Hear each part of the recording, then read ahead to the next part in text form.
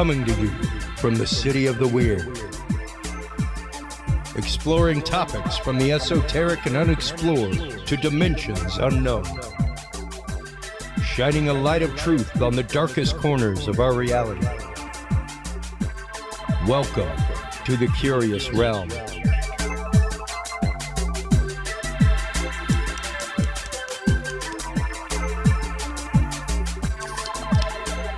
Well, hello everybody, and welcome back to Live Curious Realm. Thank you so much for tuning in the last few weeks.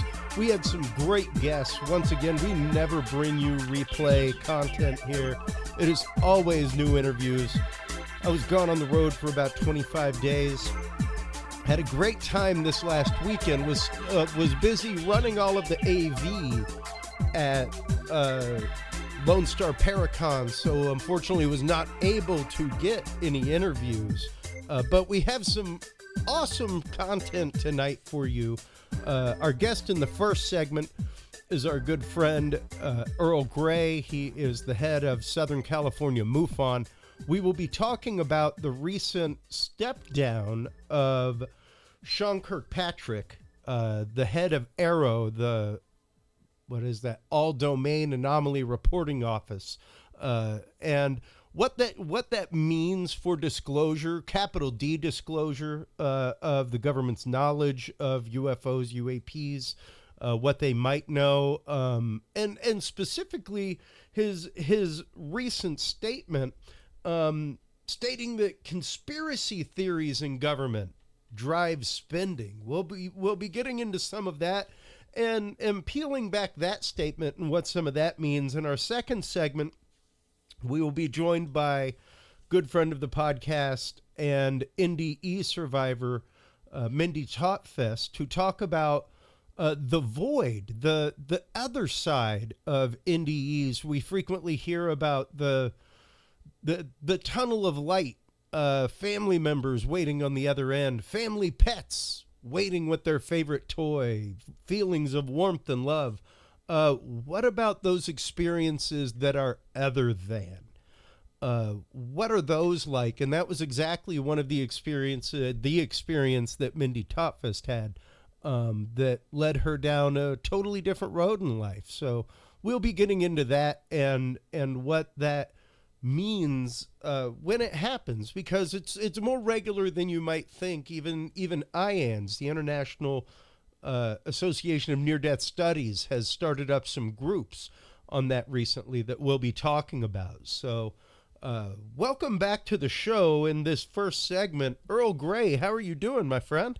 Doing good. How are you doing, Chris? Doing great, man. I always love having you on. We have some great candid conversations and tend to wormhole pretty deep on some things pretty quick. So I'm excited. Tend to happen. I'm excited to talk with you about this tonight. I'm not really excited about the topic. I'm kind of saddened. I honestly enjoyed watching Sean Kilpatrick speak. Whenever he spoke on the NASA panels, he was very educated. He was very well spoken.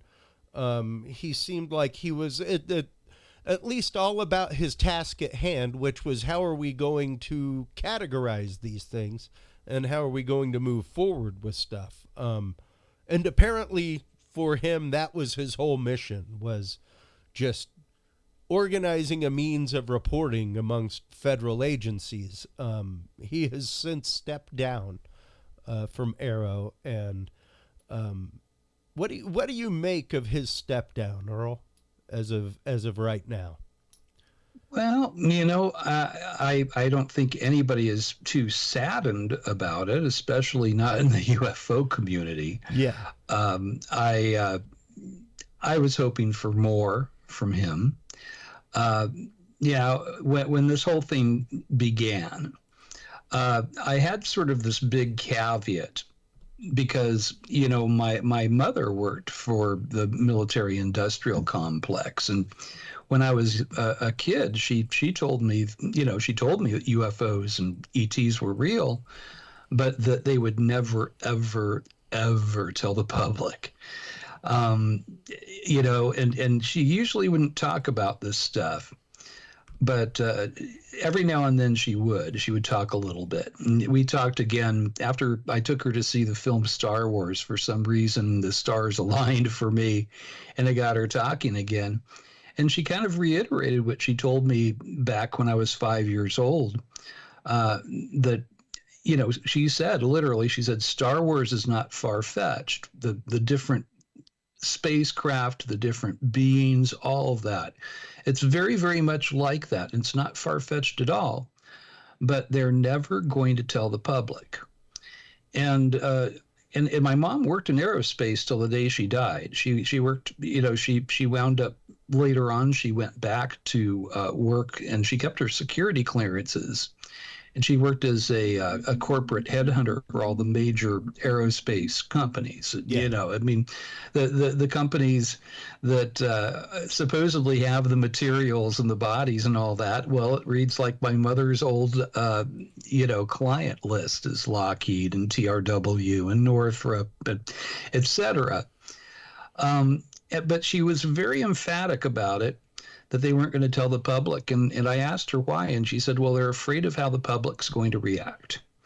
And she mentioned the War of the Worlds radio broadcast back in the 1930s, and how people were barricading themselves into the houses with their families with guns, and some jumped out of windows apparently. And they and I don't know if she was, I get the feeling that she might have been repeating something that she was told, like the line that they were given themselves, perhaps, of why the public isn't told. And my feeling was, well, maybe something's changed since 1977 when she told me that. Yeah. We talked about some of these issues over the years after that, but never quite as clearly as she did back after that film, after she saw that. For some reason, it really kind of opened the gates of conversation on the topic for her. But it looks like, my guess is that has not changed, that it's probably that these materials, you have to remember that they're in the hands of all these private companies. That's right. Yeah. And they have everything to lose by coming forward. And I mean, if they disclose this to the world, to the public, American public, they're disclosing it to the world, to our enemies and everybody else. Yeah. Well, now I hoped maybe this would, change some, but I don't know. I mean, it sounds like the same old arguments. Well, and I have fallen in the camp of Steve Bassett for years and years, and utterly back his work. A lot of people are upset with him, like, oh, what's he doing? It's like, you have to understand, much like anything with targeted individuals and the technology that may be used to target them, the only way that you are going to rein that in is through legislature. Yeah. Like, it is through a legal means. That's how. And the only way that capital D disclosure is going to happen is through a legal means. It's going to be through a pressure point from Congress to the contractors, forcing them. But Yes. It's going to have to go through that because, otherwise, I have said two things on this show for years about capital D disclosure. One, it'll have to come through legal means. Two, you can expect them not to disclose a damn thing that does not make them money. Agreed. It's just Agreed. that simple. And yes, there's going to have to be some kind of small D disclosure, small leaks. Like we see things, metamaterials, all kinds of stuff pop up regularly. And even the use of AI for going through materials, stuff like that. Absolutely amazing. So will it be the fact of like some of this came through black programs and stuff like that and is now hitting market? Absolutely. Like we'll see things like that. But I doubt seriously that we will see anything rolled out on the floor of Congress and a big sheet pulled off of it. I wish. I wish. Like I am a believer's believer when it comes to extraterrestrial life, when it comes to UFOs, UAPs, both man-made and either other dimensional or otherworldly, Earl. There is a realm of these phenomena that is fully unexplainable by means that we have. And I think that is what's hard for a lot of people to understand. I believe that Philip Corso was honest when he talked about farming all these different technologies out to, say, the Bell Labs and, Battelle Institute apparently got materials. I've heard that from different sources, some that worked there themselves. Our friend Irina Scott, she worked at Battelle, and she said that was the talk, that they had some materials that were not ours. But I think that one of the big concerns about disclosure with officialdom and with these, the military industrial complex, which I think is holding back the gates, is that they're going to have a lot of explaining to do. I mean, right now, even when President Obama was asked about Roswell, he gave that usual meme that we hear. I could tell you, but then I'd have to kill you. And I can't tell you how many times I've heard that from, friends that worked at Lockheed. And that seems to be another one of those pat answers that they say jokingly, but it's not really a joke. I really don't think that they want to give this technology up. I don't think that they want to explain where it came from. I think that it's going to make certain inventors and scientists at Bell Labs and elsewhere look like they weren't quite the geniuses that they were, that they had help coming up with things like microcircuitry and transformers and Kevlar and night vision glasses and all that stuff. I mean, I know that Bill Burns was the co-author on The Day After Roswell, and that he took some liberties, especially in those first 3 chapters. Corso himself said, just throw out the first 3 chapters, and the rest of the book is pretty accurate. But that's pretty much the whole story. And I know when I read that book, I was really stricken by how closely it seemed to align with this, with what my mom told me and what she knew. It seemed very, very familiar. To the point where I went off and, I became a MUFON field investigator. It was one of the defining reasons why. Yeah. But they have everything to lose, by coming forward. I mean, they're going to have to explain why they, put Roswell, the town of Roswell, pretty much under police state for 3 weeks. I think there's bodies buried under this. James Forrestal, there's questions about, what happened to him, who was head of the Department of Defense. It was very fishy. They've been putting this under the rug forever and ever. And I think that, it seemed to me like, our hopes were all really kind of up. And I felt really, Robert Solis is a good friend of mine. David Shindley he was also the commander of Minot Air Force Base. And they were the two Air Force bases that were shut down, the ICBMs, 10 of them per base, were shut down by UFO. Same story. It was like repeat, just like the flyover in 1952. They did it once and then they did it again just to get their point across. Well, and they went. Let me finish my thought, and then I'll shut up. But they, I know, they were telling me, well, we're going to be going and speaking in front of Congress. We're going to be speaking to the AARO group. And after it happened, they were both disgusted. I mean, I was talking with them both, and they said it was like talking to a brick wall. Wow. I mean, they were trying to rush us through our accounts. It felt like it was just lying on. It was hitting deaf ears, and I started feeling, seeing some red flags at that point. And that was last February, I think, that they went in and gave their account. Wow. And, I was going to say that was one of the many cases that was brought up in some of the first hearings where they were like, well, have y'all looked into this? Like, no, we've never, but you're the people that would look like, just making sure you're the people that if something jacked with our nuclear missiles, you'd be the people looking into it. Yes. And you never looked into this. No. Do you believe that? Like, what? Do you believe that, what? Chris? I don't know. I don't fully believe it. No. Not at all. Like, I guarantee you there was much work done on that. And there are all kinds of stories out there, Earl. Stories of forced downings, even Robert Bigelow saying that, like, yes, we have things, we just can't do anything with them.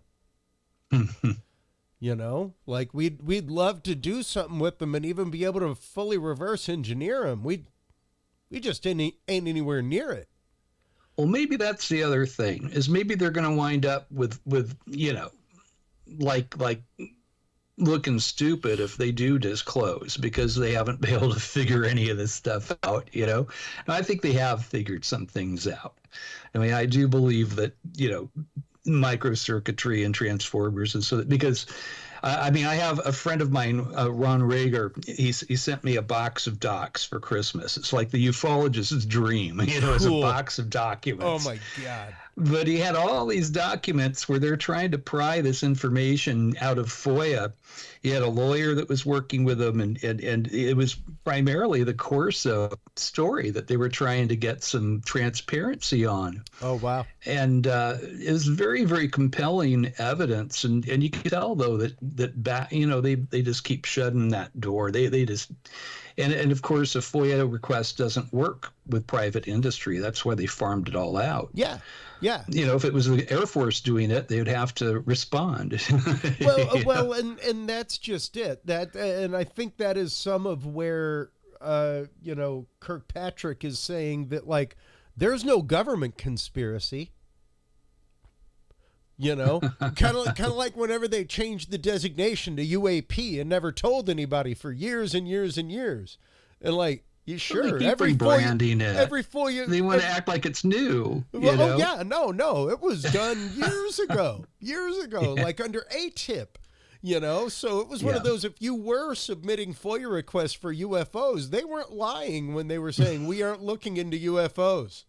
Yep. We classified it all as UAPs. Feel free to send us a FOIA for that. They're sly, they're slippery, and pretty ingenious, but it's not helping us. It's not helping the cause. No. So what do you think about? Okay, so he was like saying that, well, these people in Congress, they're true believers, and it's like a religion for them, and just seeing, I didn't want to listen to the full interview. I read the article. Yeah. That was enough to see what the gist of this guy's, whole, just everything he's putting out there was. True believers, he said, it's like a religion for them, and that these people are predisposed, and it's a self-looking ice cream cone, like you said. It's a waste of money, Well, and the self-licking ice cream cone of money, I can definitely understand, and do we have to put everything into the Kleenex bin known as alien? And that is something that I bring up on the show regularly for years and years. That's one of the reasons why I loved the relabeling to UAP, because it took things out of the UFO bin, and let's say, because now you're talking science. When you're talking an anomaly, that is directly the realm of science. Like, that's science's job, is to find out what the anomaly is. We don't know where these things are coming from. Yeah. I love the idea of it being aliens from, Zeta Reticuli and stuff too, Sure. But I tend, like most ufologists, I think, that are serious about it, Hynek, Vallée, and a multitude of others, Paul Hynek now in his father's steps, we tend to lean a lot towards the interdimensional origin for a lot of this. That is where I lean as well, is interdimensional right next door. They're not traveling millions of light years to come and do what? Do cosmic air shows to show off their hot rods? I mean, that doesn't make any sense. Well, but it may just be a quick jump through, some little wormhole to this universe here that's right next door. And who knows? Maybe it's like a parallel version of humanity, and their technology is way the heck past ours. Yeah. Well, I mean, even us from the future. The work of Dr. Michael Masters and extrapolating out humanity, and especially when you start. We had a conversation just the other day with Kathleen Martin about many of the messages that people get, and many of the messages that they get are, "Don't do this to yourselves again." Because obviously we have destroyed ourselves before, and for some reason they are very interested in the impurities of our body, and finding out like what we are contaminated with, things like that. So if you extrapolate that out, the work of Dr. Michael Masters makes a lot of sense if it's people from the future trying to come back and figure out what we did to our world and how it could be fixed. I like that. I mean, it makes sense.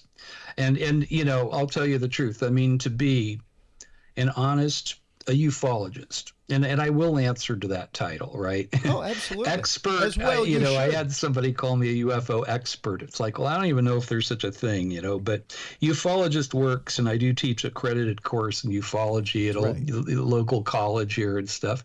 So ufologist works, although you can't get a doctorate in it yet. I hope that changes someday. Fitzpatrick, or is it Kirkpatrick or Fitzpatrick? Kirkpatrick has his way. There will never be a doctorate in this. According to him, we're a bunch of people following witch doctory and stuff. But I think that the interdimensional thing makes a lot of sense, and I have to keep an open mind. I can't be pigeonholed into one hypothesis that happens to be my favorite. Well, and what's interesting is that Kirkpatrick himself has co-written a paper with Avi Loeb, yet to be released, but he's co-written a paper with Avi Loeb, does not deny it, about how these may be probes from another civilization, or a mothership, something like that. So he's not putting things past the realm. What he's saying is, everything that we have, at least the stuff that they looked at, has no evidence of extraterrestrials. That there's no evidence of aliens, and that with everything he has is not an evidence of a government conspiracy to hide such. If it's dimensional or us from the future, he's being honest. It wouldn't be aliens. So again, it's like the UFO as opposed to UAP nomenclature. Well, so maybe it's just that much more, obfuscation of language. But it also, once again makes sense. Whenever a lot of people were very upset in many communities whenever the term non-biologicals started being used. When UAP started being used, I am a fan of such things because it takes it out of the box that scientists were afraid to put their claw in. And now we at least have scientists that are willing to look at things because they're anomalous, and it's fascinating, and that's what science does is study anomaly, because if you don't know the anomaly, then you can't subtract it from a data set to find your actual answer for something else, Yes, I agree. And I mean, I think our worst problem sometimes is presupposition and pre-deciding things because we like a particular, theory, or it's like the steady state theory was, Dr. Frederick Hoyle, it was his baby. And that was like, he was the sort of the Carl Sagan of his time. And of course it went to the Big Bang.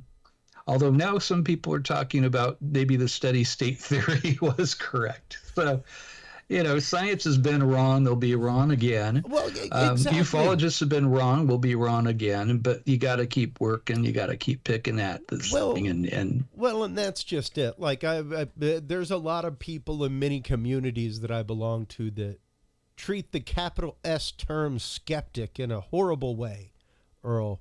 I wear skeptic with a badge of honor. My job, I am a true believer in all of these things. I have had my paranormal experiences. I have seen a weird thing flying through the sky. Wasn't a craft, but I don't know what the hell it was, man. I've seen shadow people. I've all kinds of things. You've seen stuff I haven't seen. But it is my it doesn't behoove me to just say everything is. We have to be willing to look at things through the lenses that they are. We have to be willing to accept data sets that are there. A big example, which I'm getting ready to have Mark D'Antonio on about, is the jellyfish UFO. Oh. That just came out. What do you think it is? I think Thiago did a fantastic job. I think he and Mark D'Antonio did a fantastic job, and I don't even call that debunking.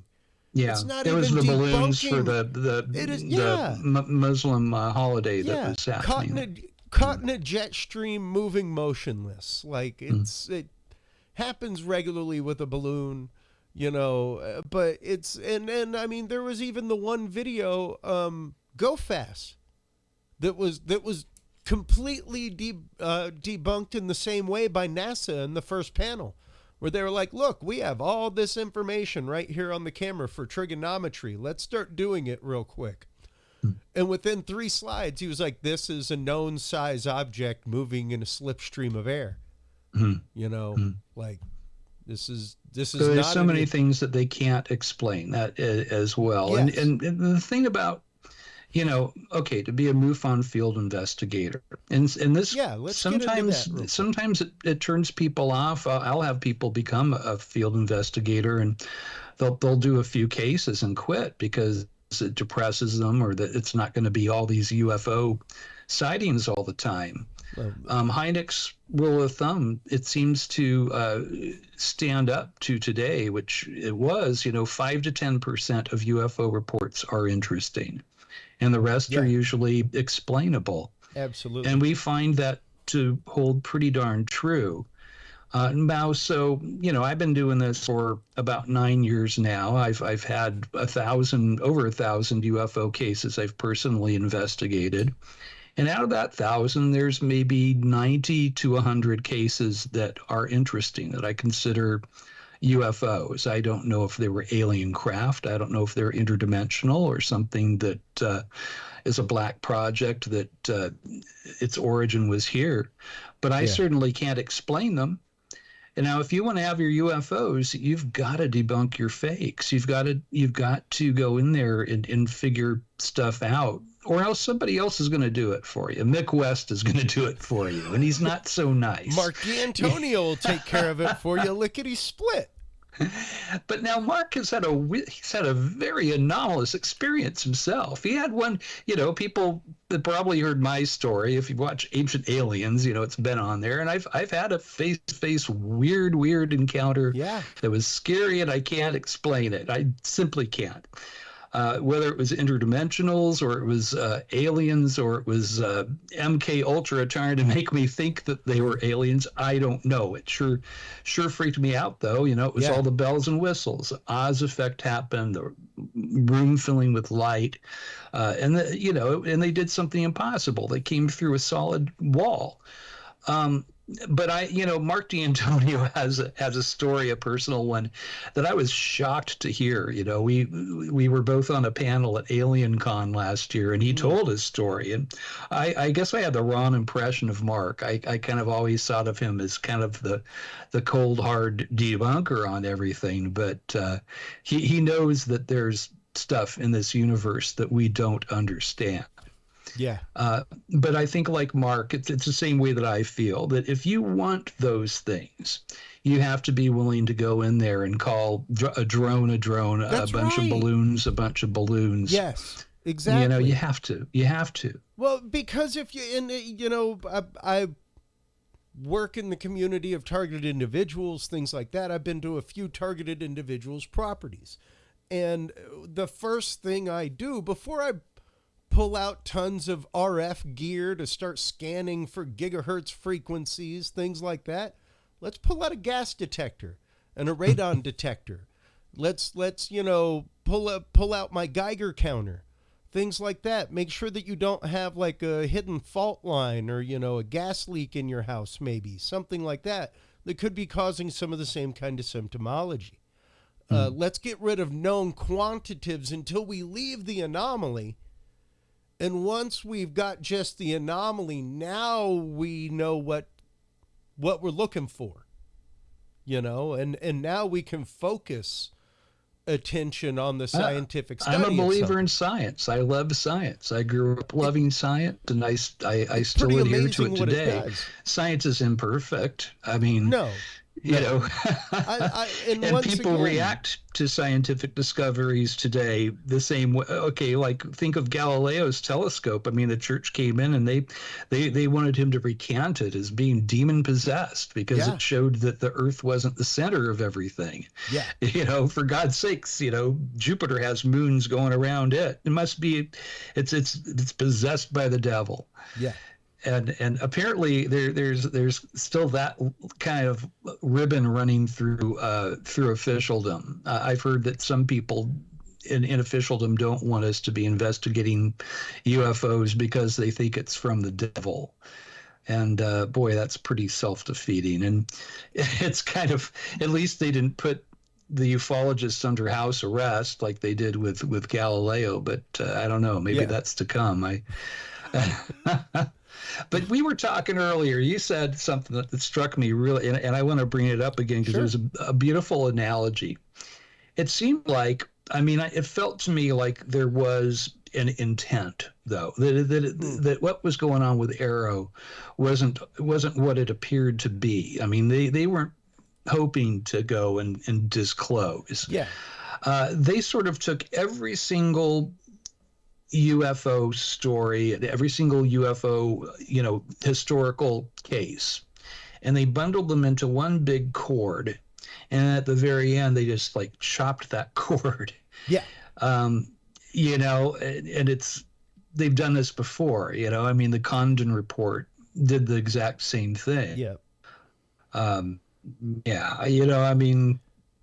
Hynek, yeah. he was going along with ridiculous explanations for UFOs, and finally the swamp gas thing, he had enough. He was embarrassed by pretty much what they told him to tell the public, and that's when he went and became serious about trying to really figure out what this thing was. Well, and I don't know if he ever did, but well, we carry it on. Well, and that's just it. I think that there is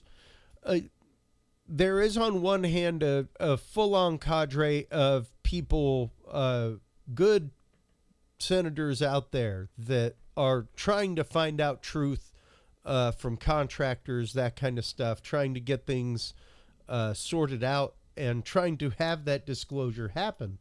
But at the same time, I think that there are definitely those that, I guess, kind of in the modern term, throw shade, so to speak, Earl, and much like Kirkpatrick said, worrisome is the willingness of some to make judgments and take actions on these stories without having seen or requested supporting evidence, an omission that is all the more problematic when the claims are so extraordinary. There is a truth there. There is a truth there. There is and I say it on the show regularly. I abide by that rule of great claims require great amounts of evidence. And I consider evidence to be like what I would give my lawyer to save my life. That's evidence. You know, like, hey, Well, now, this will exonerate me. remember that That's the level threshold of evidence that somebody should be looking yes. for. Oh, yeah.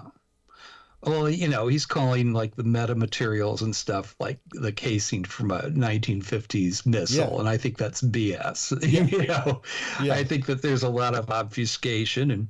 And again, I mean, my mom, told me, I mean, she would have known. She, apparently worked in an underground lab back in the 50s. And she thought I was too young to remember.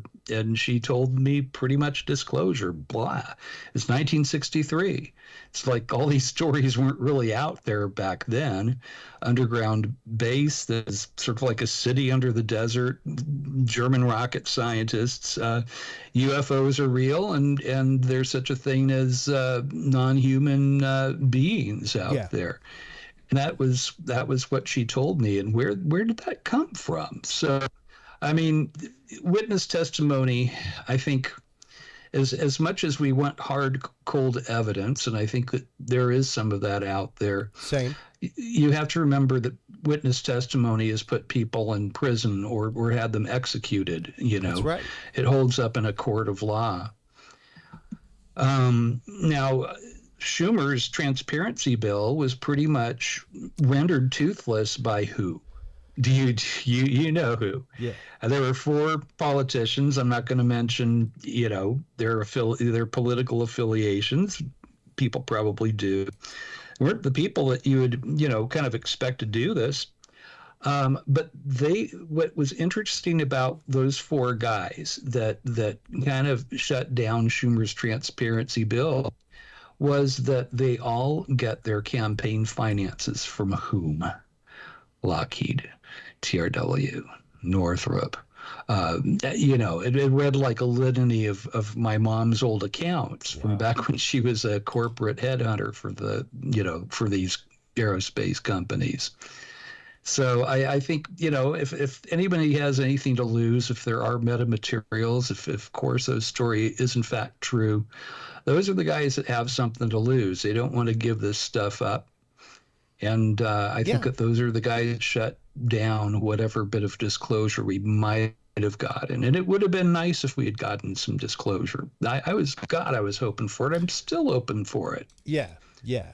And, once again, it will only be leveraged through legal means. It'll only come through something like Schumer's transparency bill that was supposed to open those doors and clear those pathways, because I've held for a long time, say what you want about Grush's testimony and what he said about bodies, craft, debris, what have you.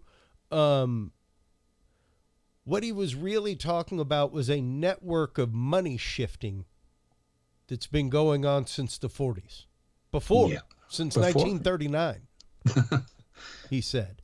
So trillions of dollars, T's of zeros rolling around in private hands. And all like that is to be lost if they come forward with this transparency. And they see it that way. And so they doubled down on these politicians and gave them a reason to not okay the bill as it was. The way it was, it might have pried some of this stuff out of the hands of these people. If they, in fact, do have it, and I think personally that they do, it would have worked. But the good news is, Chris, is that you and I and MUFON and Avi Loeb and his group, and, well, we all still have a job. Yeah, because if disclosure had happened, well, who needs MUFON? I mean, what would we be doing? We'd be sitting in front of the fire telling old war stories about how nice it was in pre-disclosure times when we were still needed, and there was this mystery that we were hoping to understand and solve. And so I've always said this to my field investigators, who I do ask they have to, walk a tightrope. You have to be perfectly weighted, skeptic and true believer, perfectly on both sides. That is the best field investigator, the best UFO investigator that you can have. But if they tilt a little bit too far to this side, to true believer, or too far over to the skeptic thing, it messes up. They fall off the tightrope and their work isn't good or as good. So the good news is that you guys have a job. All the UFO shows and podcasts, et cetera, are not going anywhere. Still got plenty to talk about. And we get to have this great mystery that hopefully we can solve. We are disclosure. That's what I tell all my people. That's true. You are disclosure. I am disclosure. We are disclosure. Well, and it's much like I say at the end of every show, it's about the conversation, Earl, and it's about the willingness to have the conversation. It's about the willingness to have your mind changed about something, to, I guess, coldly take in points of datum into your data set and just consider them that. You don't have to passionately agree or disagree with a point of datum. It's just a point of datum. Were you an easy sell on the UFO phenomenon? Were you skeptical of it at one time? I sure was. I mean, I got the lecture from my mom, and I had trouble believing it. Carl Sagan says this. Isaac Asimov rolls his eyes at it.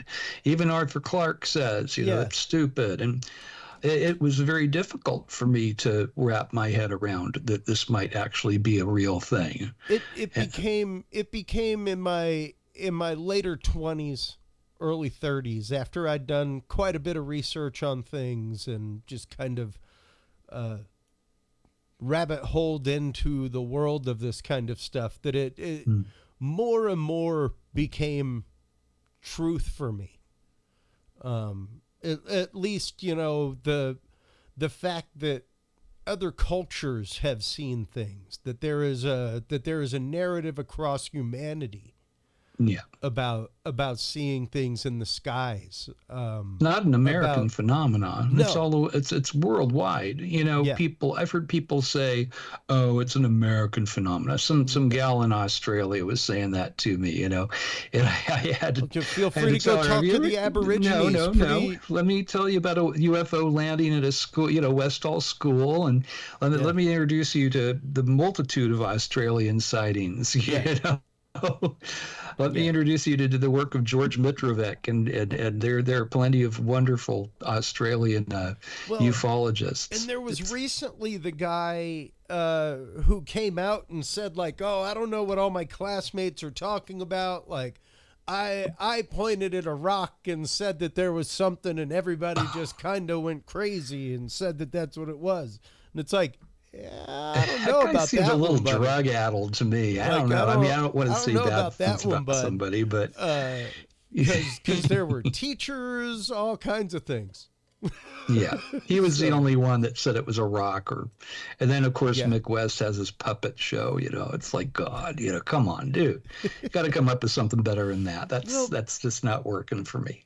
Well, and the plus side about AARO is once again at least the unified reporting system that now exists. The fact that there is no longer a stigma to reporting.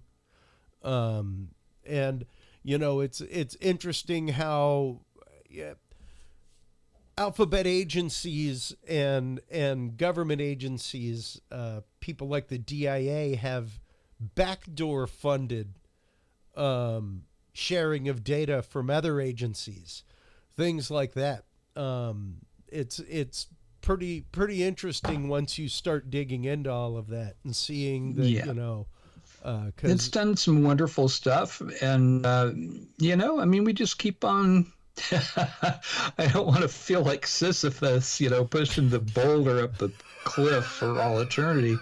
But it's just pushing the boulder up a little bit higher up that cliff. And unlike Sisyphus, I think that eventually, we probably are going to get that boulder to the top and it's going to roll and, the floodgates are going to open. But this time it didn't, But you don't give up and keep doing what we do.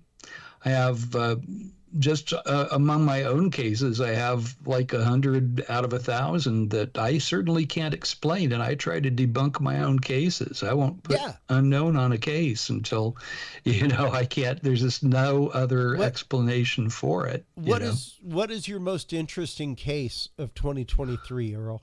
Oh goodness. What's the one from the last year that just kind of digs in your skull on the daily? I had one case where, and I have to be careful because I don't want to, because the witness wants to remain anonymous. Yeah. But it was a historic case where she and her brother lived on the edge of the woods, actually in the middle of the woods. Their father was a park ranger at a national park. And this woman, when she was a child, she had a fatal lung ailment, was not supposed to live past puberty. They saw, the mother, the brother, and the sister saw a UFO land. And apparently there was like a circular patch of grass that was all messed up behind the house, which is a ranger's house. The father was a ranger in this forest. Well, the little girl came up to the window and she opened the window and she saw these bright lights spinning around outside and she didn't know what it was. And so she got up out of her bed and remember, this kid was sick. She was kind of an invalid. She got to the window and there are these self-illuminated balls of light spinning around. And she's watching them. She's kind of getting scared. And when she starts becoming afraid of them, they get happy faces, like, the have a nice day. What? Like emoji balls? So she watches this for a while, and as children are kind of magical, she gets tired and she drags herself back to bed and sleeps. Repeats the next night. This time she comes right up to the window and one of these balls of light comes right up to her. And it becomes our friendly, what I guess you would call a gray alien, the black eyes, the afterthought of a mouth. Next thing she knows, it's morning. She's tucked into her bed and she can't breathe through her nose. She's feeling her face. It feels weird. It feels like this scab that's covering half her face. Yells out for her mother. Her mother puts hot compresses on it, and as half her face was covered with like a scab. What? As the mom is getting this off her face, she realizes that her daughter's lungs are perfectly clear. They took her to the doctor, and the child's lungs were fine. She went on to live a normal life. I believe she was in her early 50s when she made her report last year. That one stuck out to me. I thought it was a beautiful report. I spoke with a brother. I spoke with the main witness, and I spoke with the mother. She's still with us. She's, up there in her years, but she was all there. She said, I don't want to talk about it. It still scares me. It freaks me out. But my daughter is telling you the truth. My son and daughter are telling you what happened. Wow. That was maybe one of my favorite cases. And, it's interesting. That is one of the things that we've got Kathleen Marden coming on in a second part here in a few weeks. It's my mentor, She is an amazing, amazing woman. And we get into some of the healing situations that experiencers get into like that, where major things about them are healed and gone, or where they come back with even other qualities where they can help heal people. Yeah, that's true. There's a certain innate beauty to some of these cases. There's other ones that scare the hell out of me, but it's not all one thing that's coming across into our world. And maybe as long as there's freedom of choice in the universe, you're going to bump into baddies and goodies, right? But this was definitely some good entities, and they helped this little girl. And I did interview this person, a few times, and the brother and the mother, and there was just a lot of emotion and tears there. It was very emotional for them still. Yeah. And she talked about, going on and living a normal life, becoming kind of a rebellious teenager and doing all that stuff, but that she kept on coming back to that I'm not supposed to be here. but somehow or another I'm here, and it's because this impossible thing happened. And I love the screen image that she was given. There's not just screen memories that people get, like Michael Cleland, you hear about the owls as kind of a recurring screen image that people are left with. But I loved the yellow happy faces, because you saw that everywhere back in the 1970s, and she was at the age where that's the age she would have been right at that time. Wow. And they picked something, and as soon as she started showing some signs of fear, they tried to allay her fear in that way. Used a familiar trope to relax her. It still is, now it's an emoji, but it used to be a bumper sticker, a patch pins, on your blue jeans, pins, all kinds of things. Yeah. Wow. Earl, thank you so much for your time as always, man. I know I reached out at the midnight hour yesterday, but thanks for coming on, talking about this. I think it's one of those that there were a lot of people that were calling for Kilpatrick's resignation long ago, whenever things first got announced with AARO. I'm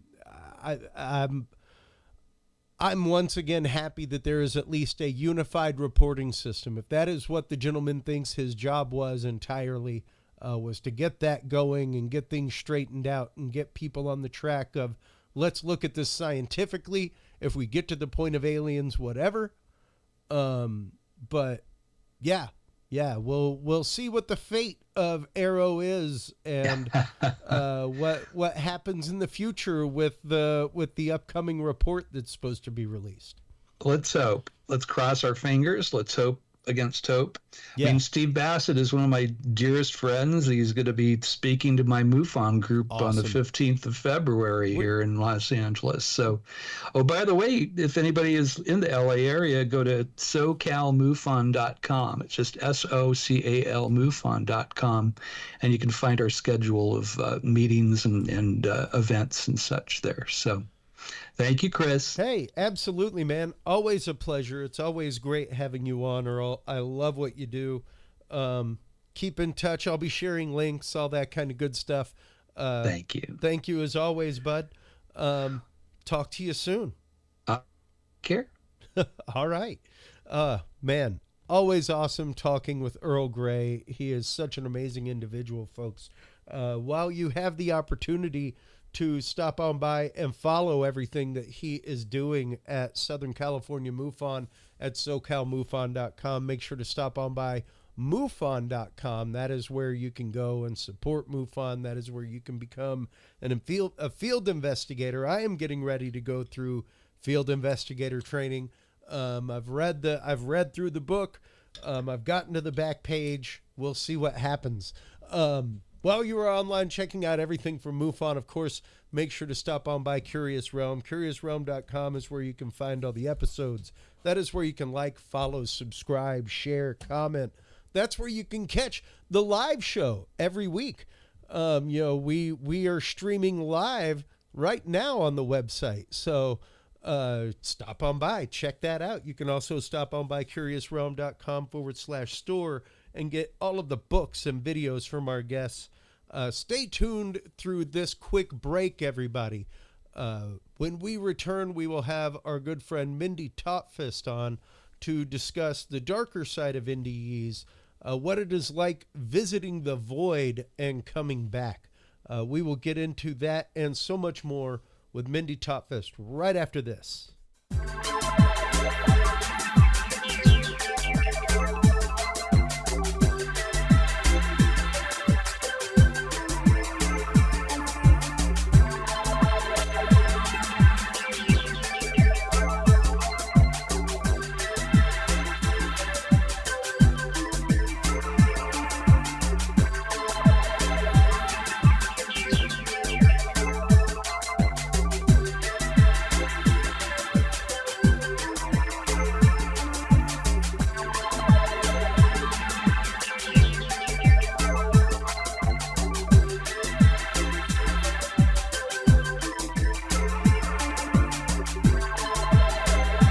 Hello, everybody, and welcome back from that commercial break. Thank you so much to all of our sponsors, especially WebWorks Wireless. They are your source, everybody, for credit check free, throttling free internet anywhere that you have cell phone signal. I am here to tell you they have been providing our live streams to our website since we started here at Curious Realm, and we have yet to have a drop. We have tested that system all across the country. Amazing stuff. Stop on by and check them out. WebWorks Wireless is the website that you want to go to. Our guest in this segment is a good friend of the show, also an amazing researcher in the world of not only NDE, but she is also the owner-director of the Hayden Hughes International UFO Bureau. Mindy Tautfest, the author of Dying to Meet Them, is our guest in this segment. Welcome back to the show, Mindy. How are you today? Great. Thank you for having me back, Chris. You know, we never quit talking. And, it goes and goes. How tonight's going to go. It's one of those, at some point we should start recording this stuff. Yeah, just replay all the conversations in private. That's it. We get into some good conversations. Well, you know, it's because there's a lot of topics that we have similarly in our lives, Mindy. And near-death experience is one of those that has fascinated me for decades. I am a member of IANS, the International Near-Death Studies, or International Association of Near-Death Studies. I sponsored their conference a couple years ago along with the Bigelow Institute. An amazing conference. I got to say, probably one of the most gut-kicking moments of my energetic life, walking into that building with so many survivors. It was very interesting, to the point that it put me down. I'd like to say sick, but I wasn't sick.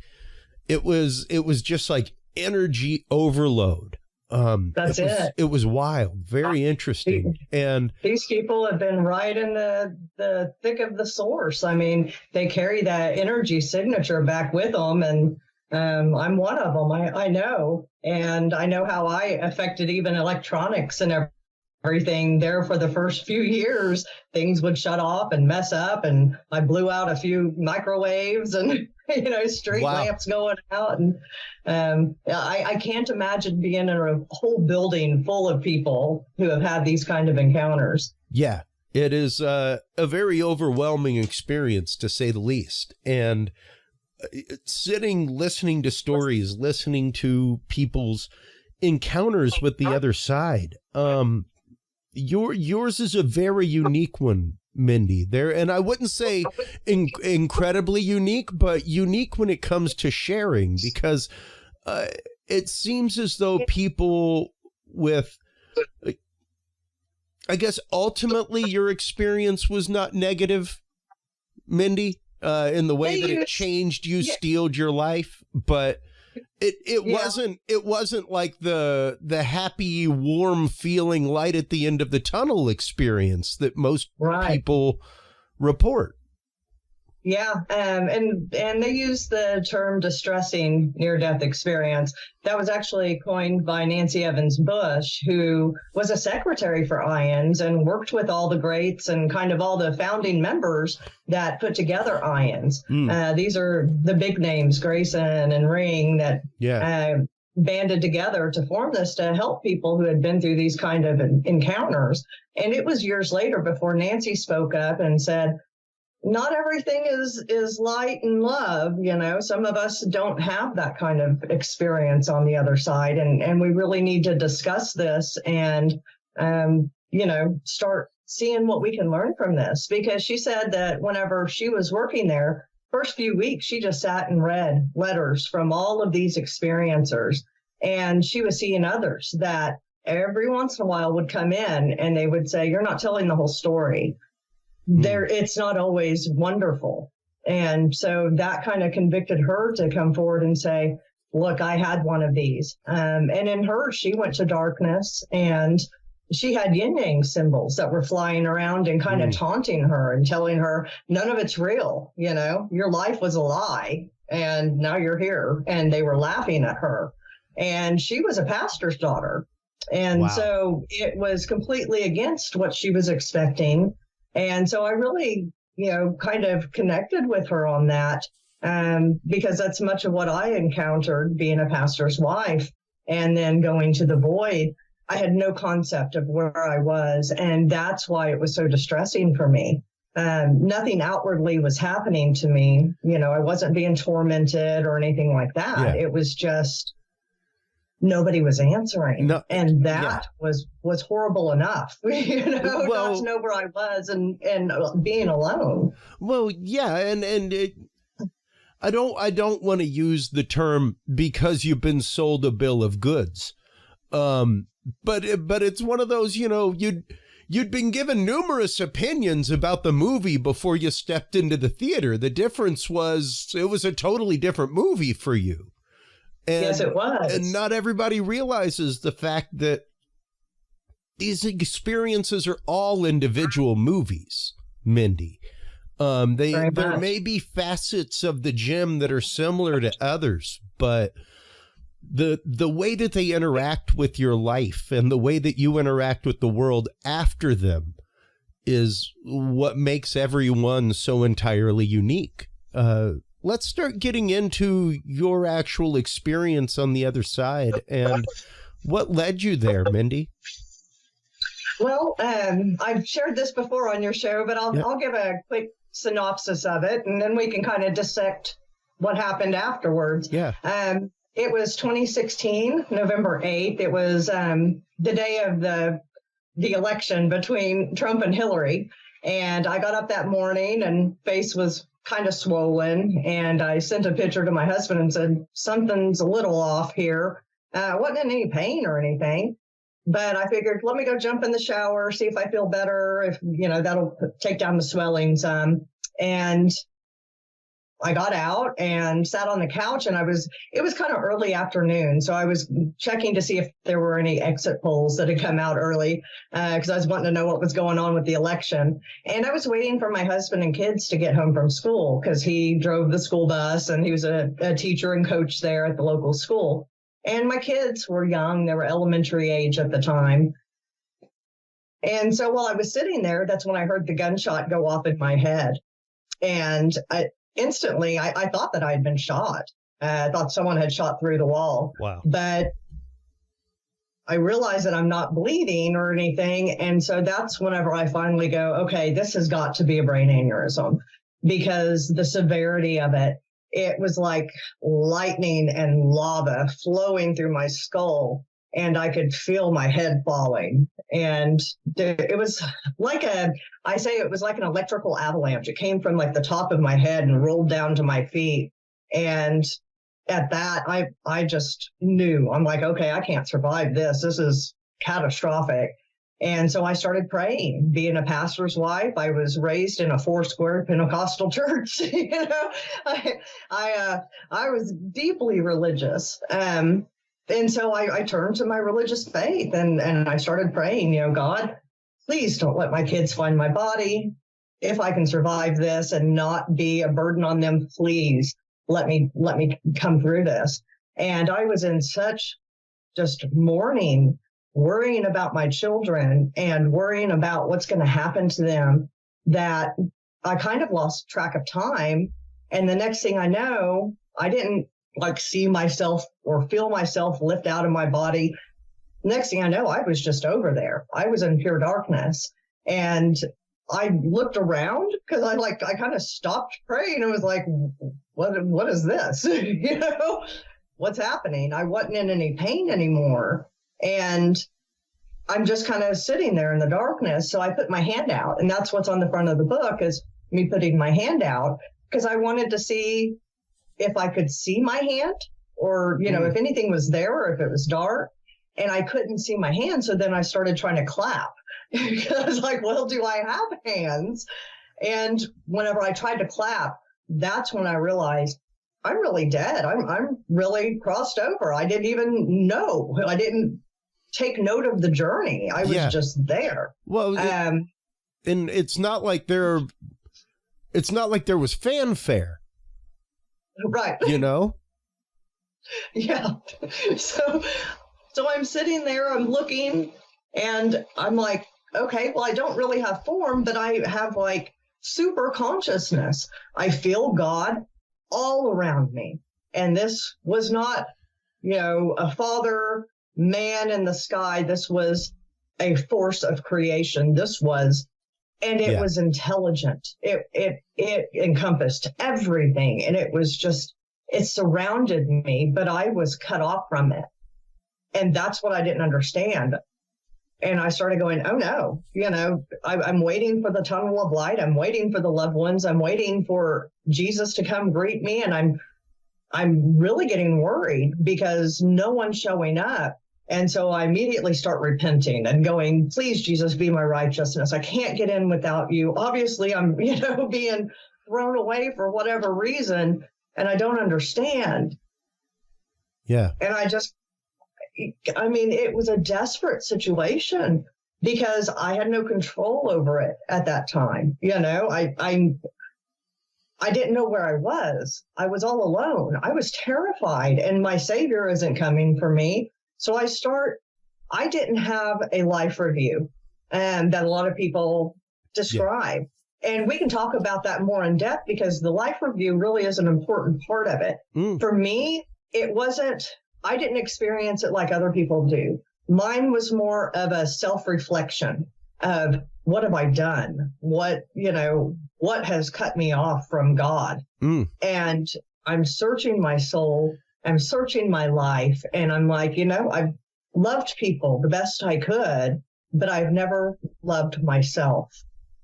And as soon as that realization came, then I have that entity that came up over my left shoulder. And it was a male energy. I could not see him, but he instantly told me, you're not here forever. And it was instant relief. It was, okay, someone's here and I'm not here forever. I trust him. I don't know who he is, but I'm going to trust him because, and I talk about in the book, it was like a hesitant kindness. It wasn't like he was being overly kind and comforting to me. It was kind of sterile and I don't know if I wrote it in the book or not, but it was like he was breaking a rule. Like he wasn't supposed to be intervening, but he did. And I was so grateful.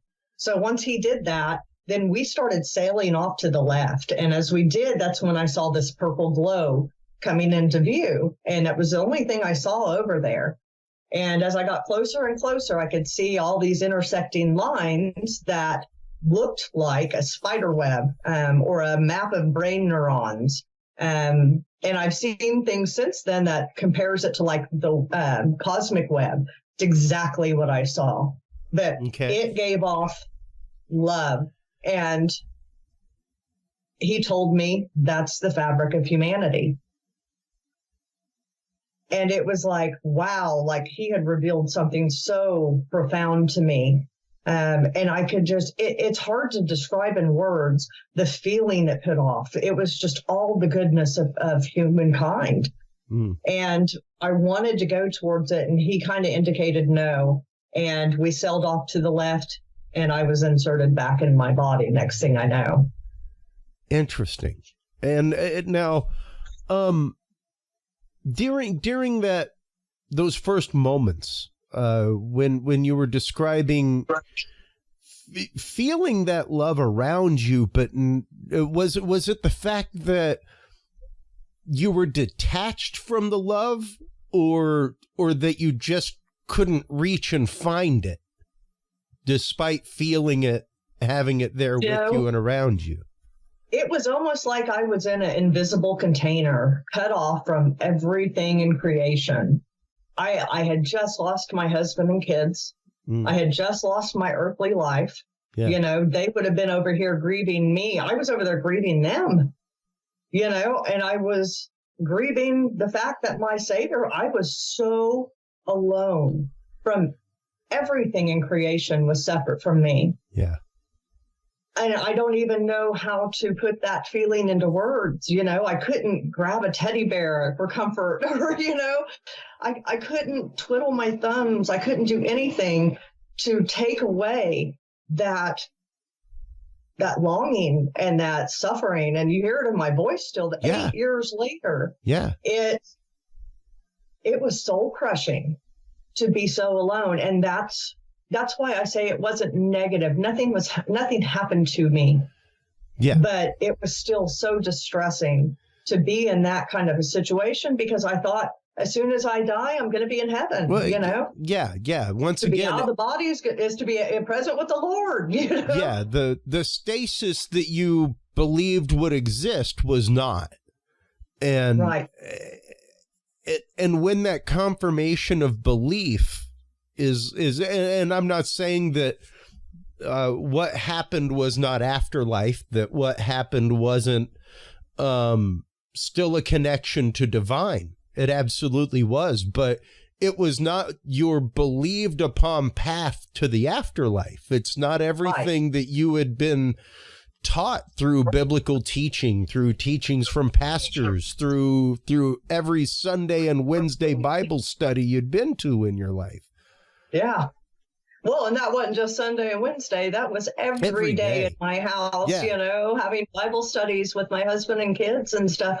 I longed for, a wonderful heavenly reunion. And, when my time came, that was my comfort. And then here I met with darkness and separation. Yeah. And I did not understand.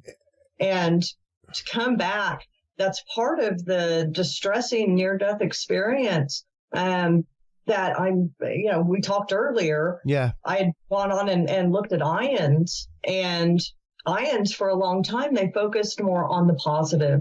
And, I've become good friends with Dr. Kenneth Ring, who wrote the Omega Project, because he was looking into the connections between UFO experiencers and near-death experiencers, which was what I found, after becoming part of MUFON and working with UFO experiencers, and eventually found Dr. Ring. Well, Ken and I have been writing back and forth, and where was I going with this? What were we? we were talking about the experience of the divine, and the fact of your experience was not what you would have considered protocol for heading to the afterlife. Right. Thank you. Yeah, I get off on little trails and then I lose my place. So, so Ken Ring, writing back and forth about this, he said one thing to me after reading my book, and it was so touching, because he said, I see now that I did not take my research far enough. He helped set up ions. He has, been a pioneer in the field by every sense of the word. Yeah. And ions, with them focusing more on the positive, it was really hard for me whenever I finally found them a couple of years later, and trying to process, because I was surrounded by people who had had positive experiences. Yeah. And when you have someone that's had a distressing near-death experience, they are dealing with so many different aspects that are not necessarily found in the positive ones. Yeah. A lot of us, we lose our religion. We lose our sense of a religious compass there. You at least come to a point of very deep question. And those that have had temporary death states, I'm not talking about people that have meditated and visited the void or whatever. I understand that there is a conscious connection. I absolutely believe that and know that there is an underlying connection there through consciousness. But they are not in the immediate physical danger state that those of us in temporary death states were. Yeah. So we are dealing with the physical repercussions of whatever led us to have that near-death experience. We're dealing with the distressing aspects of having your spirituality crushed. We're dealing with PTSD. Yeah. There's one lady, her name is Kathy McDaniel. I guess she just came out with a book. I was looking today, and she was a Catholic who went to hell. And she went through awful, horrendous things. Thank God I didn't go down that road. I can't believe that she bounced back from what she spiritually went through. But she's now working with IANDS and running a distressing near-death group. Beautiful. So I'm actually signed up. I'll be going next week. Well, and it's one of those, Mindy, what I akin this to more than anything else is those of us who answered a call to God and left. Many of us who experienced that call to go serve, and the same call to leave, because it's a vocation. It's not easy. I know many men that wear the collar. It's a hard fought life of spirituality and beautiful connection. And many people who leave the seminary, Catholic and otherwise, come across a lot of problems in life and come across a lot of questioning of faith, to the point of many people losing faith.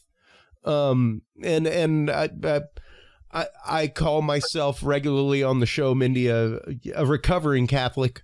Mine came much more to the connection with my God and my spirituality and my God in my everyday life than my God inside of a building with a group of people of like mind. It's much more precious to me to maintain my God in everyday life than it is those few days a week.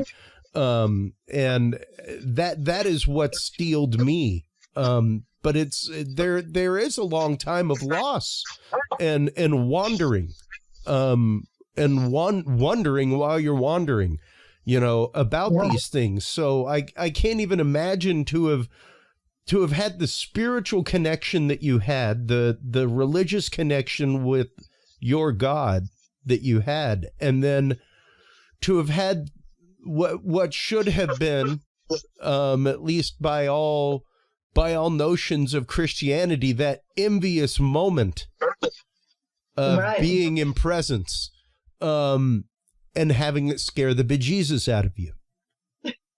Yeah. That's hard, and that's a hard reality to come crashing together with your hard-fought, hard-won faith. How did you reconcile those things within your life? Is your husband still a pastor? Are you still, attending church? Things like that? Well, the attending church kind of took care of itself because I had such horrible PTSD. A lot of near-death experiencers, even the ones that have positive near-death experiences, some of the physical after effects our senses are extremely heightened. Absolutely. It's like we've returned with these heightened abilities. And so I was dealing with that in the context of PTSD.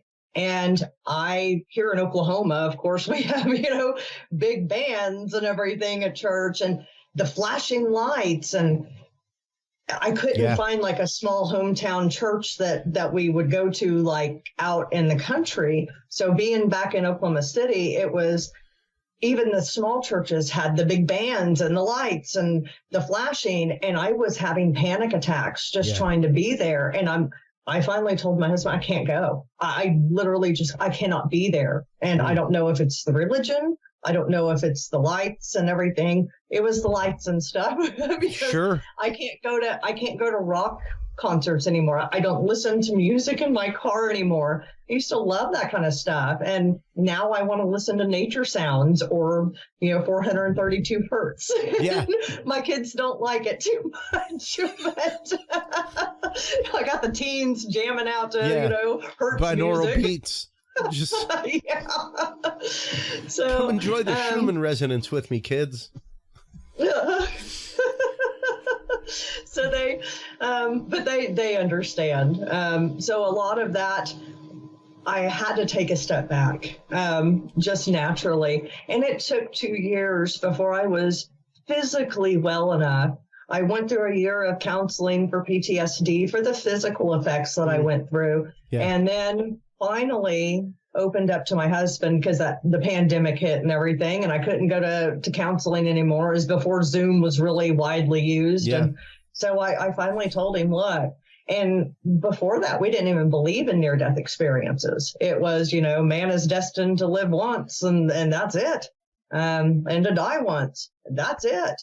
Yeah. And so, we believe that near-death experiences, well, it's got to be some kind of demonic trick or something like that. For me to come back and tell my husband I've had a near-death experience, and oh, by the way, it was negative, and Jesus didn't come for me.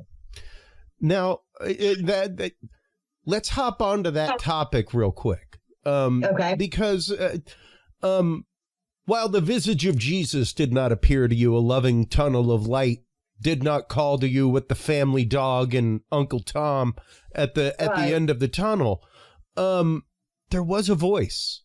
There was something that was present there with you. And once again, until you couldn't see your hand or touch anything, you seem to at least be in a state of almost wonder and awe at what was happening. It wasn't until you couldn't see your hand and everything else that you became scared, and realized, hey, wait a minute, death may be involved here. And why is nothing that I have learned turning the corner at all? What do you make of the voice that was there? Because once again, you felt the love of God around you. You felt the universe around you. I did. You saw the map of the love of mankind off in the distance. What do you make of the voice that was there to comfort you? That's a good question. I cannot identify. He didn't feel human to me, but it didn't feel grand, like angelic. Some people would say it was a spirit guide or whatever. He seemed to know me. He seemed to know all about me. And the communication was instant and telepathic. As soon as I thought a question, he answered immediately. And like I said, he wasn't necessarily comforting. He was kind of sterile, but he was there, and he was just very calm and patient. I didn't take it as being Jesus or any kind of deity. I didn't take it as that. And so that's not anything I can even begin to try to identify. Sure.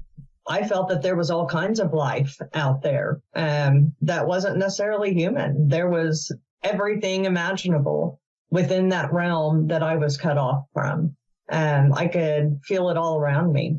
There's actually, I'd come across a TikTok a few years back, and it was one of those where it's like when AI was first coming out to draw things, and someone was like, oh, tell it to draw the void. And this guy did. And I'll tell you, Chris, my jaw dropped. I sat there and cried for about 2 hours. Wow. And I sent it to my husband. And I said, how does this exist here? How does this exist? Because what it drew was exactly where I was. It has the black box that I was in. It has the feeling of God. It has the fabric of humanity. And it has a man standing over the left side of the box. Wow. I'll have to send it to you. Wow. Remarkable. But it blew my mind that could even be generated. Anything that's even that close to what I encountered. It was mind blowing. And I'll share that with you after this. I'll send it to you. and the reason I ask about that is because, I am a big believer in, we all have a guide somewhere out there. We all have, I don't know if you choose to believe it's a relative, somebody who is watching out. Right. And I have had too many things in my life where things just turned on a pivot for a strange reason, and crazy things happened where I should have been, that I was not involved in. It's just one of those. Have you ever had a return to that voice? Have you ever felt that presence or that voice again since, Mindy? No, I haven't. And do you want to hear or feel that presence again? I mean, I'm sure I will meet him again. And when I do, I'll thank him. I mean, honestly, thank him for the kindness that he showed, because I was so terrified and he knew I was. And you asked, where's my religious beliefs now? This has affected everything. After telling my husband, he had to say, do I believe you? To take him on a journey from not believing from the get-go. And then here's his wife, who he's, now had to watch suffer and almost die multiple times. And I'm saying, hey, there's more to the afterlife than what we knew. Yeah. He stood by me. He said, we'll figure this out together. And he still maintains very strong Christian belief. Mine has changed, but it's so much bigger than what it ever was when I was sitting in a pew. Yeah. I know there's not a doubt. I could never have a doubt because I know God is real. I was in front of him there. And he still loved me. And I've had to go back and revisit. Sometimes I'll meditate on the void and try to connect with that place and try to pull meaning from what happened. But Ken Ring kind of describes it as the hero's journey. You have to go through, overcome these huge obstacles and whatnot to get the reward at the end. And that's very much what my journey has been. Not that I'm a hero or anything, but the overcoming of that and overcoming the mental aspects and the physical aspects and the spiritual aspects. There is so much that goes into this. And then even, the ridicule from family members, are you saying you don't believe in Jesus now? What did you do to end up over there? And, are you even telling the truth? The ridicule and the disbelief, it's soul crushing. So whenever you come back, you come back to a family that doesn't necessarily support you. You've already been through the worst thing that you've ever been through. And you're struggling in every instance.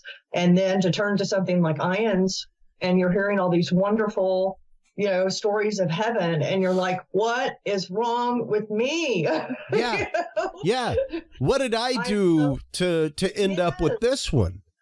So I am so glad to see that they are addressing this. And I was telling you earlier, I saw that they're redoing the index that Dr. Bruce Grayson had created to now incorporate some of those fearful aspects. Because before you had to have joy for it to be a real NDE. And they've realized that sometimes there's fear and there's distress that happen during these encounters. And so they're now changing. And that's a wonderful thing because I know to turn to the experts and to still feel so rejected was hard. I mean, it's hard. Well, absolutely. But it's also one of those you cannot say. And this is just me coming at it I have not had an NDE, though I am a member of IANS, things like that, and support their work.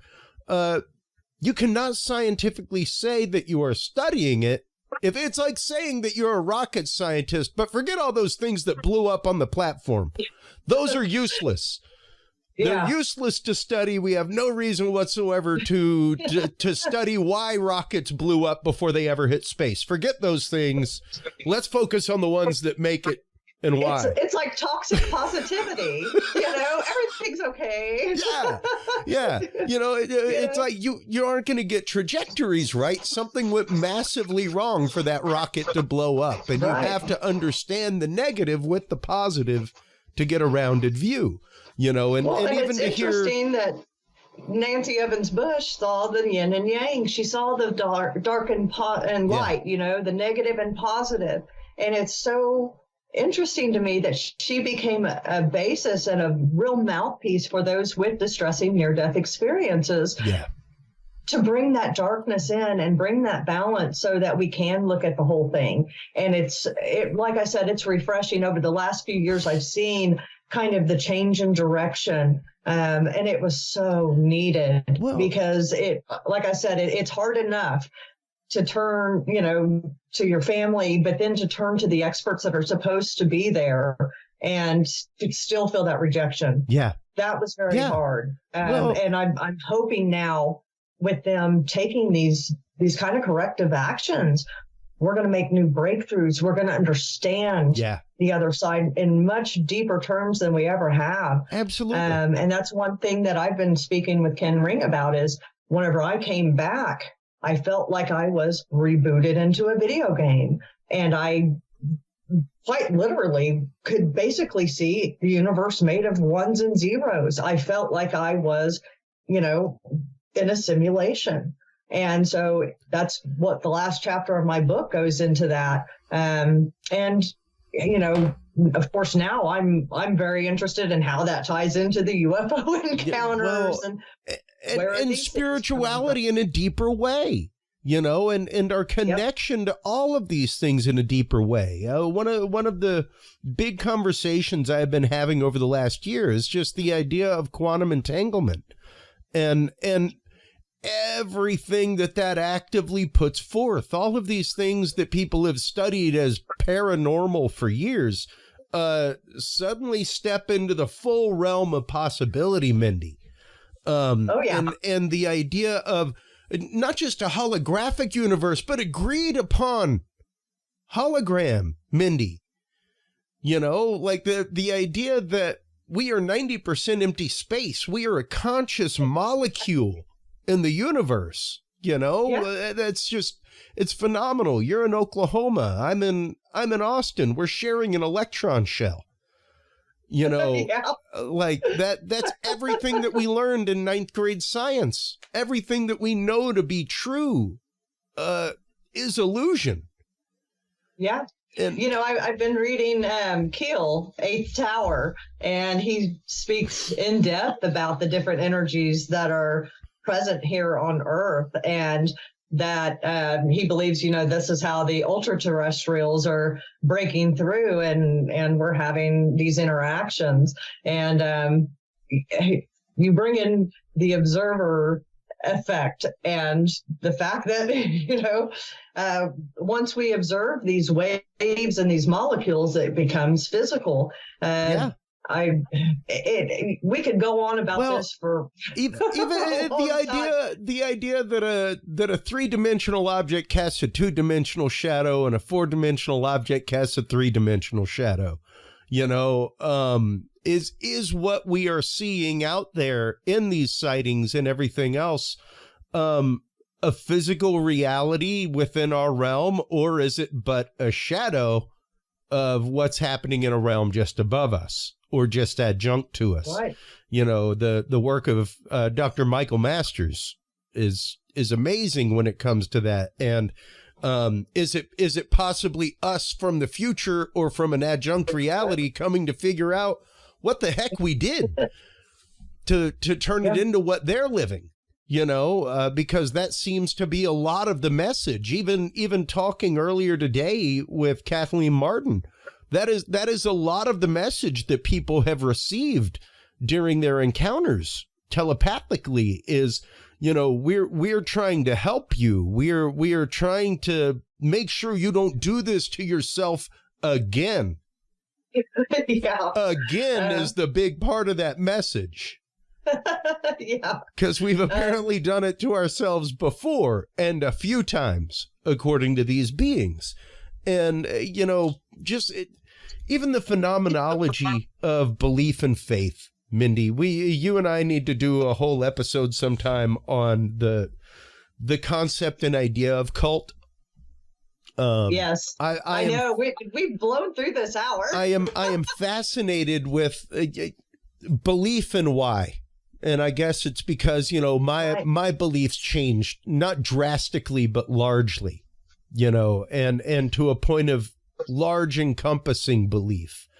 Right. And when I see people now, granted, there are people in many cults out there that have been fully brainwashed, taken advantage of, things like Nixium, stuff like that, where people have hijacked a thought form that you are looking for, and they are using that to rope you in.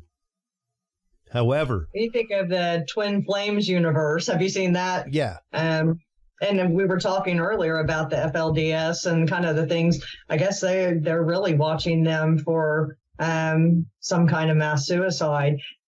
Yeah. Warren Jeffs is saying things very close to what Applewhite was saying. As far and you know, that's a big one for me, because I know quite a few LDS members.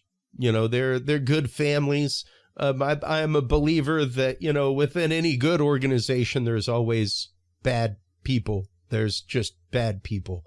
And there's nothing you can I can tell you right now, folks, as a former Catholic seminarian, I went through weeks of psychological examination before I was ever even allowed to be a seminarian, like Minnesota multiphasical tests, all kinds of things. All right. And those things continue throughout your time. So if you're able to get through that, you, my friend, you are a sociopath. Tried and true, hardcore to the bone. You're a sociopath. If you make it through those tests and you make it through everything and you are still able to hide your propensities amongst things. And I am a true believer that there are those there out in the world. However, when it comes to Marshall Applewhite, when it comes to the things with true belief, you know, like I'll say it all day long, transubstantiation, things like that, we can question all day long. I will never say I believe there's a God.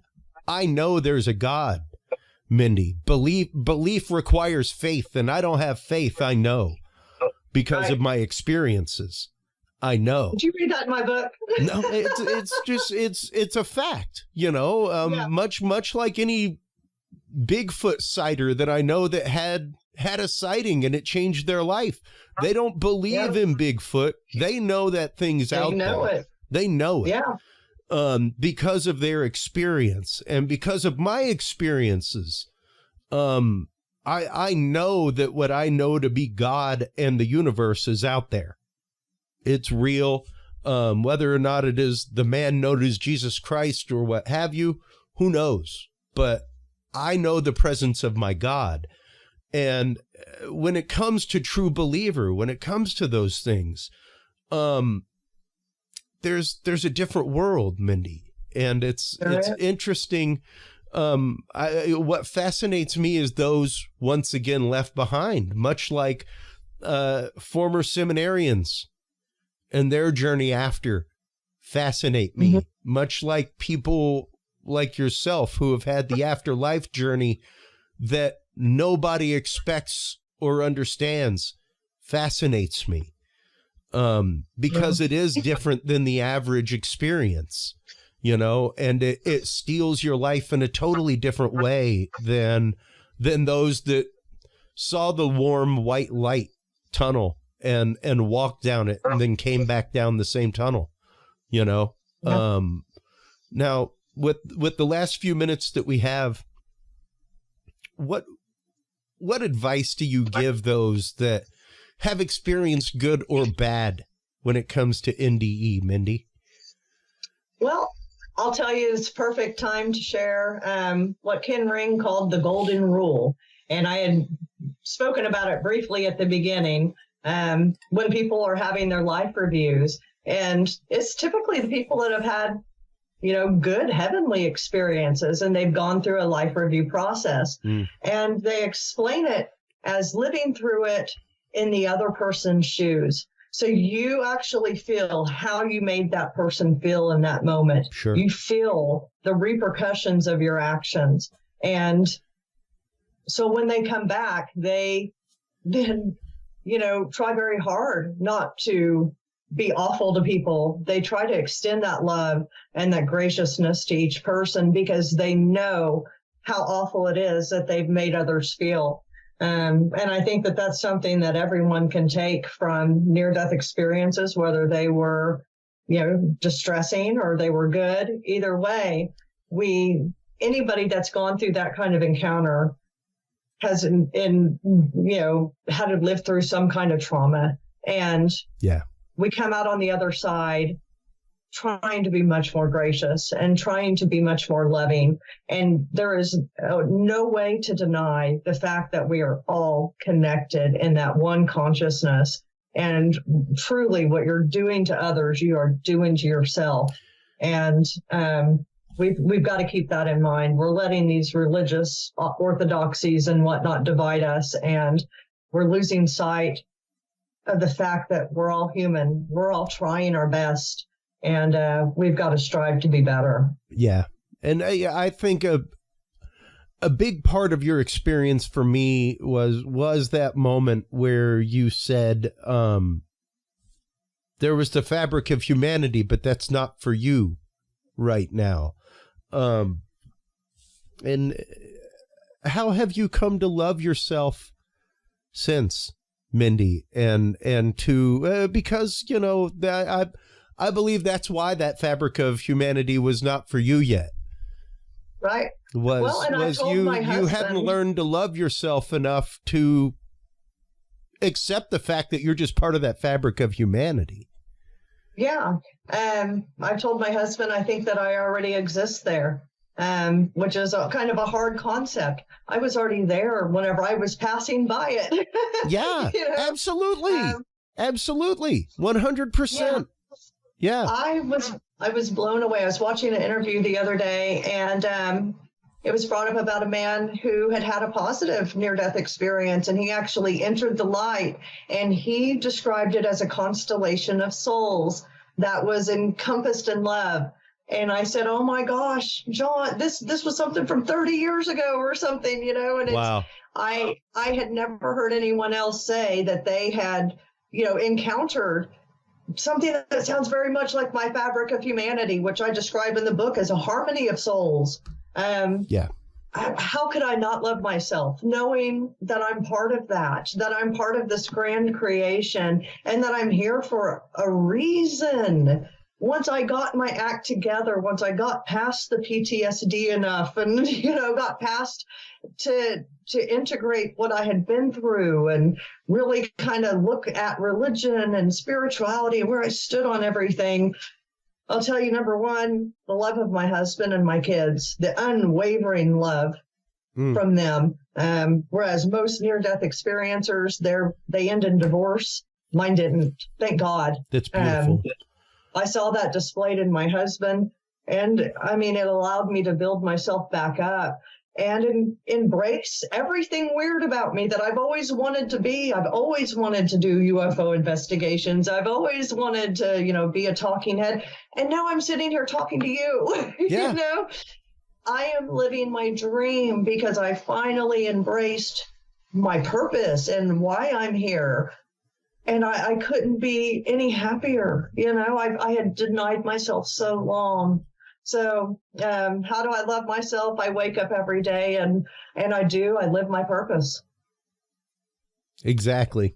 I couldn't have put that any better. That is the easiest way to love yourself. I don't care if it's playing on a guitar, what have you. Spend the time doing what you love. If that is the most selfish thing you do in the world, let it happen daily. Make sure to be selfish. It's one of those of until your cup is full, you literally have nothing to be able to give anybody. Your cup will remain empty and partially empty. You could try to look at that as a half full glass all day. You're thirsty. Yeah. It'll never be half full. And you do have to be whole and one within yourself. We live in a very, very fast-paced society where we no longer take the time to cultivate things the way that we used to. We at one point, even in the days of our grandparents, Mindy, they had victory gardens. They had reasons to do things for other people. I don't think I ever saw a single person visit my Cajun grandfather's house and not leave with a bag of groceries from his garden. You know, Yeah. That's just how they were. It's what they were. And they would have thought of being no other way. They would have thought themselves, probably less than if they weren't able to give somebody a bag of bounty from their garden in the backyard, you know? Yeah. Well, I mean, that's physical ways. I'm just thinking it's so easy just to let people know, hey, I like you. Yeah.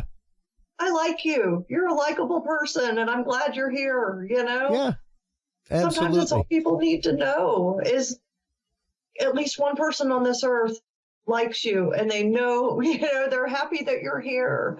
Yeah. And they understand, and I guarantee it's more than just one person. I know how alone I felt over there by myself. Yeah. I never want anyone to feel that alone. I will always like you, you know?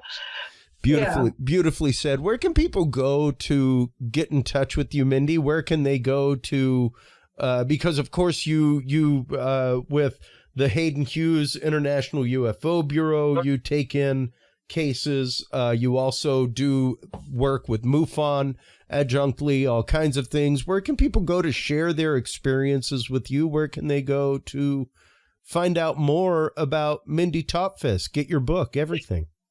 Yeah, they can visit my website, mindytautfest.com. That's MINDYTAUTFEST.com. There's a link to my book on there, and you can get it on Amazon or Barnes & Noble or whatever. And for those that like music, I have a little playlist on there that kind of spoke to me the entire time that I was going through my healing journey. Oh, wow. Yeah, you should go on and listen to it. Enigma, oh my goodness. They have one called Amen, and that, I can't tell you how many times I cried to that song, but it really encompasses the feeling of the book and kind of what I went through. So I'd encourage people to go listen. All right. Well, Mindy, thank you so much as always for coming on the show, sharing your experiences. I know you have many hidden tidbits that cannot be announced yet. And I am very excited for you about things on the horizon. So congratulations on all those fronts. I'm so proud for you. Well, thank you. I know. Always glad to call you not only guest, but friend, hon. Always a pleasure chatting with you. Hold the line real quick while we close things out with the audience. While you are online checking out the amazing work of Mindy Tautfest, everybody, at mindytautfest.com, remember to stop on by Curious Realm. CuriousRealm.com is, of course, where you can like, follow, subscribe, share, comment. That's where you can find all the episodes. That's where you can tune in live every Tuesday, along with our Facebook and YouTube. You can also visit CuriousRealm.com/store to buy not only Mindy's book, but all of the books, classes, everything from our guests on Curious Realm. And of course, if you are a Roku user, if you have Roku devices, a Roku TV, everything else, the Curious Realm app is officially available. And inside of there is tons of binaural beat music. So if you are a binaural beat listener, like our good guest, Mindy Tautfest, make sure to stop on by. Download that. Is absolutely free. It has all of our content as well as some amazing music, everybody. Thank you so much, everyone, for tuning in as always. Thank you so much to Mindy for coming on. Remember, it is your open hearts, your open minds that keep the conversation going, everybody. And without that conversation, we do not march forward as humanity. So take care of yourselves, take care of each other, stay curious, and we'll talk to you soon. Bye-bye. Thank you for tuning into this episode of The Curious Realm. Stay tuned for more guests, forbidden topics, and hidden truths. Download the official Curious Realm app and view the Knowledge Vault on our website, CuriousRealm.com. Follow us on social media by searching Curious Realm. Curious Realm is available on your favorite podcast services, as well as YouTube, Roku, Amazon Fire, and Apple TV through the AARO TV app, available on all app markets. Thanks for listening. Stay curious, and remember, the other side is always watching.